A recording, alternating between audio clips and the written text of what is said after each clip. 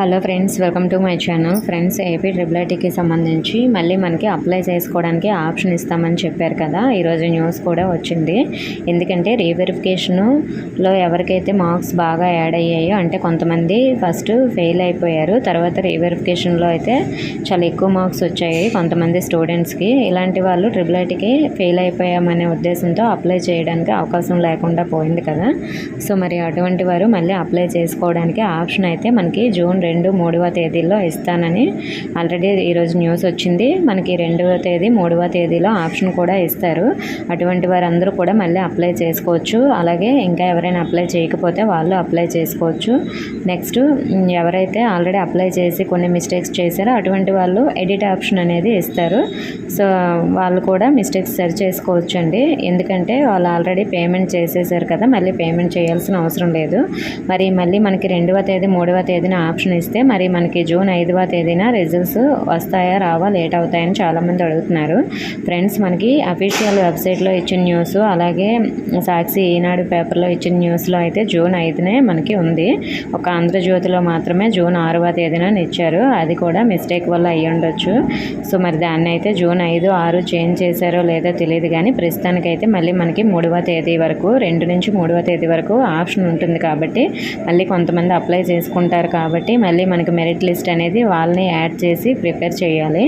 అంటే 4వ తేదీ ఒక్కరోజే ఉంటుంది. 5వ తేదీని కానీ 6వ తేదీని కానీ రిజల్ట్స్ రిలీజ్ చేయాలంటే, కానీ ఒక్క రోజులో మనకి ప్రాసెస్ అంతా కంప్లీట్ అవ్వకపోతే లేట్ అయితే అవుతుంది. సో ఖచ్చితంగా మనకి జూన్ 5ని కానీ 6ని కానీ రిలీజ్ చేస్తారని చెప్పలేము. మనకి 2వ తేదీన ఆప్షన్ ఇస్తారు కదా.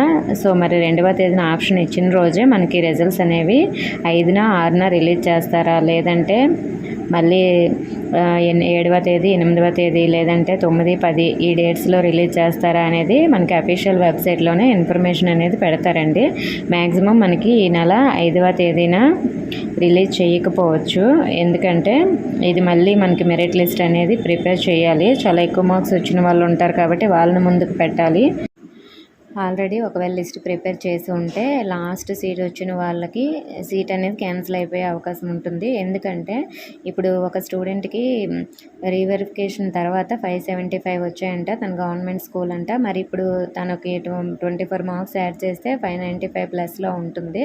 అంటే తనకు ఖచ్చితంగా సీట్ వస్తుంది. ఇలా కొంతమంది స్టూడెంట్స్ అయితే ఉన్నారు. అలాంటప్పుడు కొంతమంది లిస్ట్లో ఉన్న వాళ్ళే వెనక్కి పెట్టే అవకాశం అయితే ఉంటుంది. సో మరి ఈ ప్రాసెస్ అంతా చేయాలి అంటే మళ్ళీ కొంచెం టైం అయితే పడుతుంది. కాబట్టి మనకి ఒక 2-3 డేస్ అనేది లేట్గా అయితే మళ్ళీ రిలీజ్ అయ్యే అవకాశం ఉంటుంది. ఏది ఏమైనప్పటికీ మనకి జూన్ 10వ తేదీ కల్లా ఆ లోపు కానీ మనకి రిజల్ట్స్ అయితే రిలీజ్ చేసేస్తారు. ఏదేమైనా మనకి జూన్ 2వ తేదీన లిస్ట్ ఎప్పుడు పెడతారో అనేది క్లియర్గా అయితే వచ్చేస్తుంది. సో 2వ తేదీని కానీ లేదంటే జూన్ 1ని కానీ మనకి డేట్ అనేది ఫిక్స్డ్ డేట్ అయితే వచ్చేస్తుంది. సో ఆ రోజు చెప్పలేదు అంటే మనకి జూన్ 5నే ఫిక్స్ అనుకోవాలి.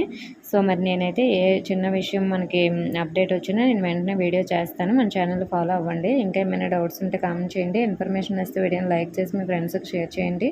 మన ఛానల్ కొత్తగా చూసిన వారు సబ్స్క్రైబ్ చేసుకోండి. Thank you for watching.